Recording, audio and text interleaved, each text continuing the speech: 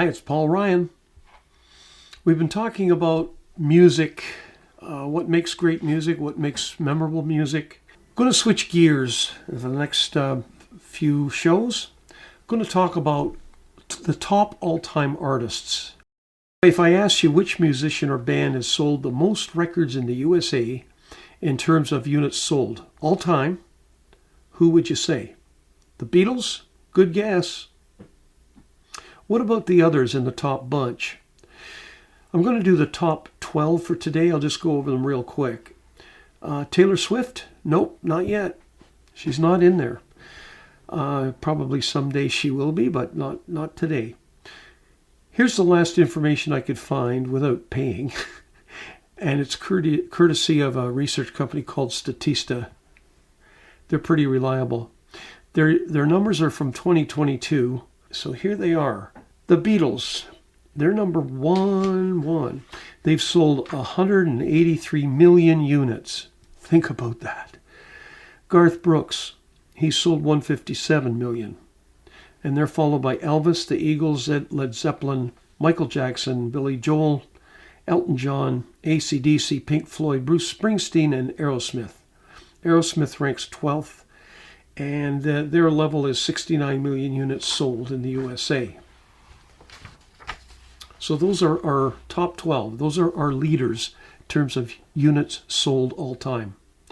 Just coming back to the modern day. By comparison, Taylor Swift is at 57 million. So Aerosmith 69, Taylor Swift 57. So far. That is going to change, of course, but not yet. So today I'll briefly look real quick at the artists from number 5 through number 12, and in future shows I'm going to talk about the top few. So we'll go from number 12 and up. Aerosmith. During the 1990s, hard rock bands like Guns N' Roses were popular. Aerosmith in 1993 released an album, Get a Grip, that went several times platinum. The band was known as putting out consistent quality with their music. In addition, their live shows were of a high level. Remember, on the consistency basis, last week we talked about the right brain, left brain. That probably would fit in there. The Aerosmith fans knew what to expect and enjoyed it.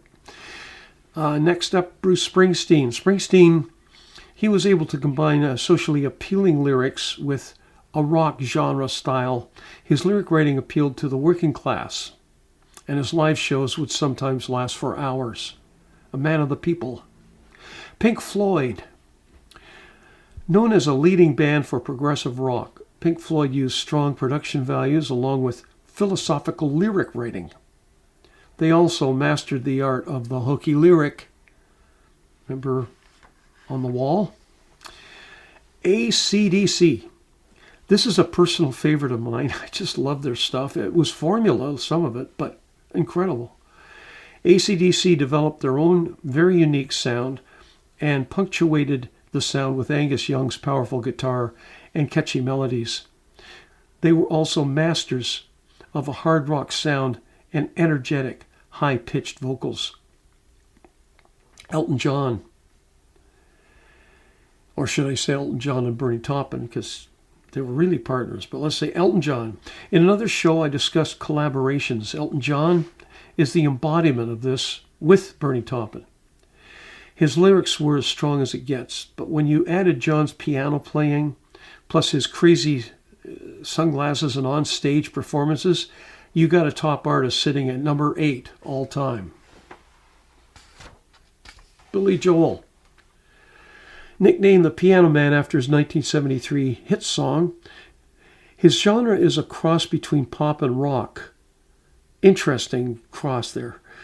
His story began when he dropped out of high school to pursue a career in music, and the rest is history.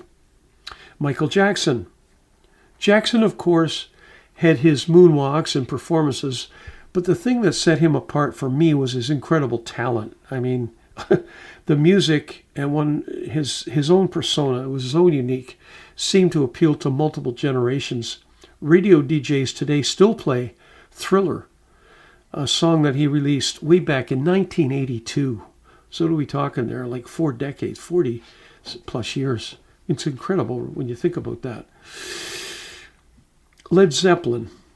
Like many in the top 10 or 12, Led Zeppelin was able to combine the sounds of various genres. In this case, blues and folk music were recruited into a hard rock format. Like AC/DC, Zeppelin's hard-driving guitar leads were memorable. These are some of the top-selling artists of all time. Next week, I'm going to start looking at the very, very top people. And next week, we're going to start with Elvis. The Matter of a Heart is the featured song this week. I wrote the song about an office crush kept secret. The singer tells a fellow worker how he feels and hopes for a positive response.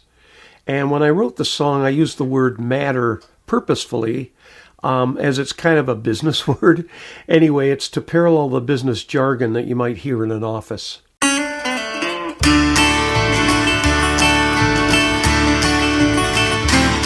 Well, there's just no way to make this easy, so I'll just come out and say what's on my mind. I've lately built a wall to hide my feelings. My indifference, though contrived, has been unkind. We've always been polite, we've kept our distance. We speak of things benign like this morning's rain. But now that small talk seems a trifle weary. But here I do digress, let me explain.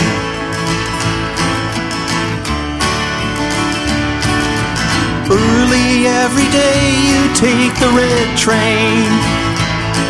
At the other end of town I take the blue. When we close each business day, there's one thing left for me, the matter of a heart that longs for you. The saying goes that true love lasts forever, but beginnings can be lost in a moment's pause. So if you feel the same of things as I do,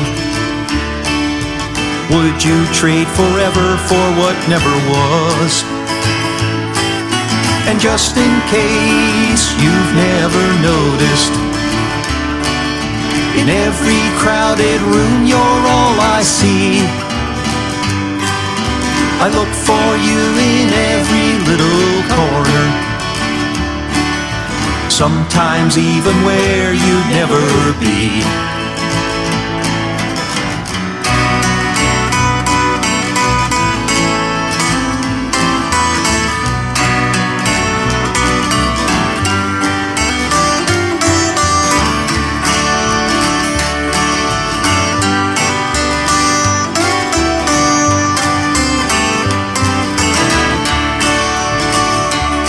Is our story done or still to find its ending?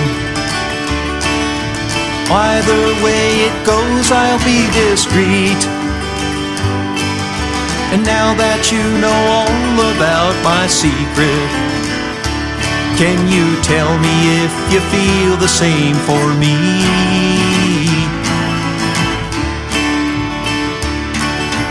Early every day you take the red train. At the other end of town I take the blue. When we close each business day, there's one thing left for me, the matter of a heart that longs for you. The matter of this heart that longs for you.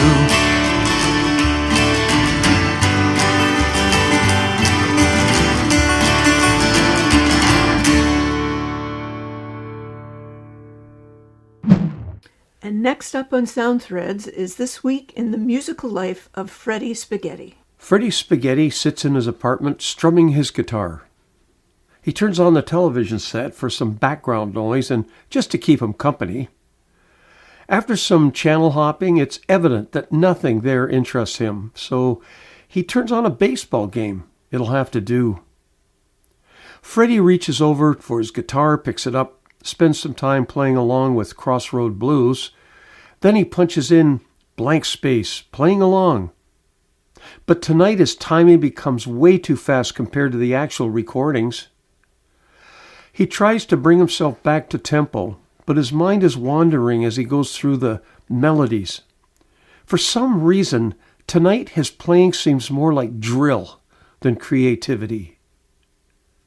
He's thinking, how can something that used to be so tough, so difficult, become so boring? He shuts off his phone and strums some more chords. There's no structure to his playing right now, and it's undisciplined. The undisciplined approach is bothering him, but strangely, he keeps going. And as he strums away and plays his fill-in notes, finally Freddie stops dead in his tracks. His final stroke, a strong downward brush on the E chord. Idiot! This isn't what the pros do. He shakes his head in agreement with his self-admonishment. They're strict. They learn the guitar. They do not let their minds wander. Freddie puts the capo on and begins to play Crossroad Blues again. But again, his attention soon starts drifting away, this time to the baseball game. The Yankees are losing to the Red Sox 5-3. It's the 8th inning. Again. He gazes down at his prized guitar as if the root cause of a meandering mind. As he packed up for bed that night, he thinks about the playing he did when his mind wandered. It was fun. It sounded pretty good too. But tomorrow he'd get back to a more regimented routine.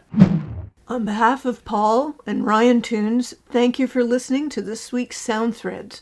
Please check us out next week for another round of Sound Threads.